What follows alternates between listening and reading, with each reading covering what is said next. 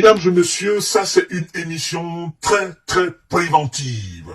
Je mets un accent très particulier là-dessus parce que il s'agit là de la sortie de l'interview d'un historien journaliste français qui a passé plus d'une année dans le Grand Donbass.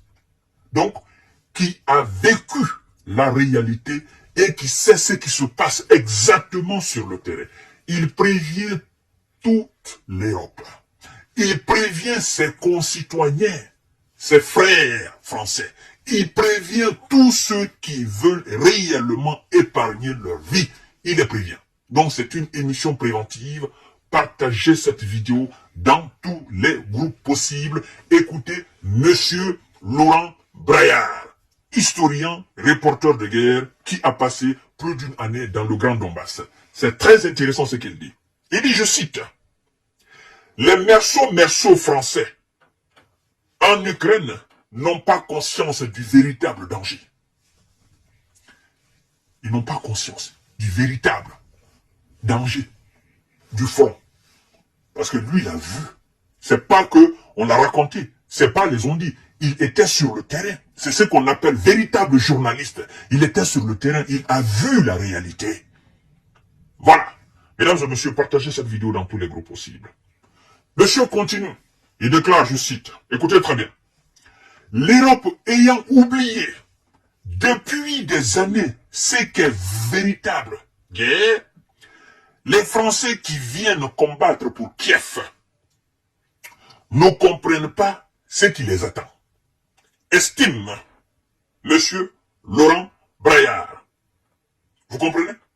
Reporter de guerre français ayant l'expérience du conflit dans le Donbass après une nouvelle opération, n'est-ce pas, des Russes contre les merceaux français.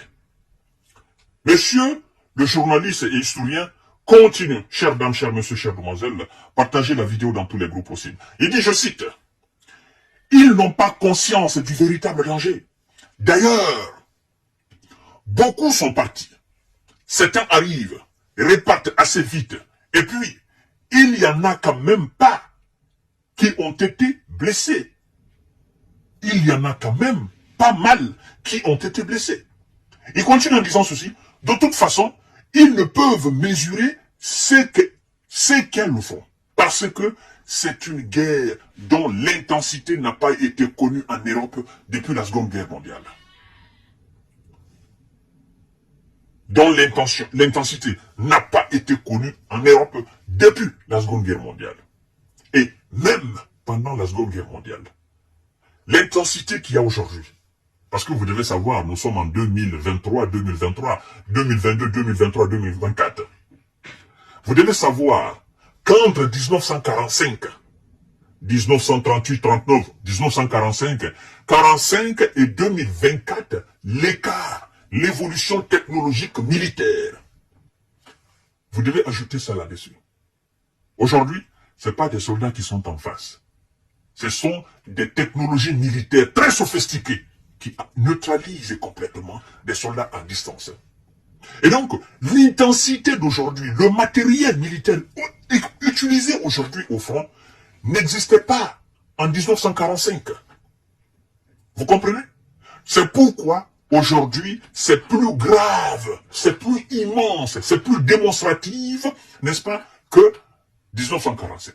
C'est pourquoi il dit, l'Europe n'a pas connu cela depuis 1945. On ne peut même pas comparer. Mais si on doit faire une étude comparative, c'est 1945. Mais même 1945 ne se compare pas à ce qui se passe aujourd'hui sur le front en Ukraine. Parce que les technologies militaires ne sont pas les mêmes. Les armes utilisées ne sont pas les mêmes. Alors, parce que c'est une guerre dont l'intensité n'a pas été connue en Europe depuis la Seconde Guerre mondiale. On n'a jamais vu ça depuis très longtemps, a indiqué M. Braillard. Il continue en disant ceci. À la différence des premiers Français arrivés en Ukraine en mars 2022 et qui sont répartis plus tard, les merceaux actuels sont plus politisés, affirme ce journaliste qui a passé près d'1 an et demi au front dans le Grand Donbass. C'est pas un journaliste de LCI ou de BFM TV ou d'un média qui se contente des images qui leur viennent. N'est-ce pas? Depuis l'Ukraine. Lui, il a été sur le terrain. Il a vu de ses propres yeux. Donc, il est en train de prévenir tout le monde. N'y allez pas là-bas. Là-bas, vous ne mesurez pas ce qui vous attend. N'y allez pas du tout. Je vous conseille de rester chez vous. Ceux qui sont là-bas cherchent actuellement à revenir. N'y allez pas là-bas. Il n'y a aucune chance pour vous de l'emporter. Il n'y a aucune chance pour vous de vous en sortir. Et restez chez vous auprès de vos familles. Profitez très bien de votre petite vie. Profitez très bien de votre vie de quartier. Buvez de l'eau, buvez de la bière, faites ce que vous voulez. Mais n'y allez pas là-bas. Là-bas, ça ne ressemble à rien que vous avez connu par le passé. Vous avez été au front en Afghanistan, en Irak, en Libye. Vous avez été au front n'importe où. Mais là, en Ukraine, n'y allez pas. C'est incomparable. Mesdames et messieurs, partagez la vidéo dans tous les groupes possibles. Il continue en disant ceci. Ce sont des gens qui sont dans l'idéologie ultranationaliste, fasciste, néo-nazi. Enfin, voilà. On est dans ce spectre politique. Et ensuite, il y a le pur merceau qui vient pour l'argent, bien sûr, parce que c'est quand même du merceau. C'est payé. Et puis, pour l'amour de la guerre, qui pourrait, n'est-ce pas, même combattre de l'autre côté, poursuit-il. Donc, il parle des véritables merceaux qui se battent pour l'argent. Eux, ils s'en foutent, machin. Eux, c'est l'argent. Mais même eux, là, ils savent que cet argent-là, certainement, il y a la probabilité même qu'eux-mêmes profitent de cet argent, cette probabilité, elle est faible. Parce que, ils vont. Mais, ils sont pas sûrs de revenir. Ou bien ils vont, mais ils vont se cacher derrière. Ils passent le temps qu'ils doivent passer. Après, bon, ils retournent et disent, bon, je vais visiter ma famille. Et puis, ils retournent plus. Parce qu'il y en a comme ça assez. Ils sont partis. Ils étaient derrière les lignes, derrière les gens. Ils ont passé un peu de temps. Après, ils ont fui. Ils ont bouffé l'argent. Mesdames et messieurs, partagez la vidéo dans tous les groupes possibles. Monsieur Braillard continue en disant ceci. Mais de toute façon, même ceux qui partent pour des raisons idéologiques ou pour l'argent, ou même pour d'autres raisons, n'ont pas conscience de ce qui les attend. Ça, c'est certain.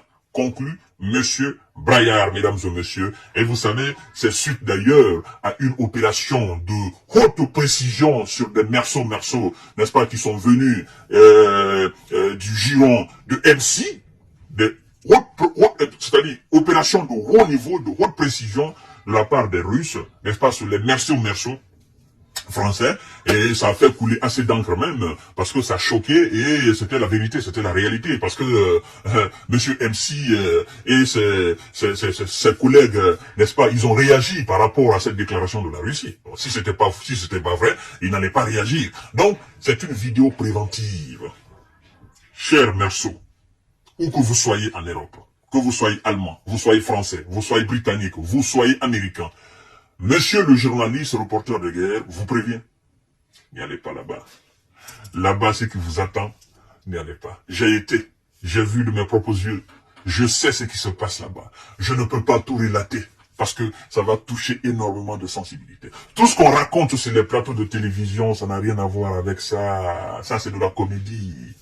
Ça, c'est de la comédie. Parce que là, c'est la poudre qui parle. Là, ce sont des missiles qui parlent. Là, ce sont des obus qui parlent. Là, ce sont des avions de combat, des hélicos de combat. Là, c'est le nombre pléthore de l'armée russe qui neutralise effectivement tout merceau et tout gars même de l'Occident. Là, ça ne pardonne pas. Il n'y a aucune chance. N'y allez pas. Alors, chers dames, chers messieurs, chères demoiselles, partagez cette vidéo. À tout à l'heure pour notre série d'informations de décortiquage. Parce que, sur le front, non. Nous allons en parler. Nous allons en parler jusqu'à ce qu'ils décident, n'est-ce pas, de négocier et de mettre fin à cette mascarade. Abonnez-vous sur cette page. Merci infiniment.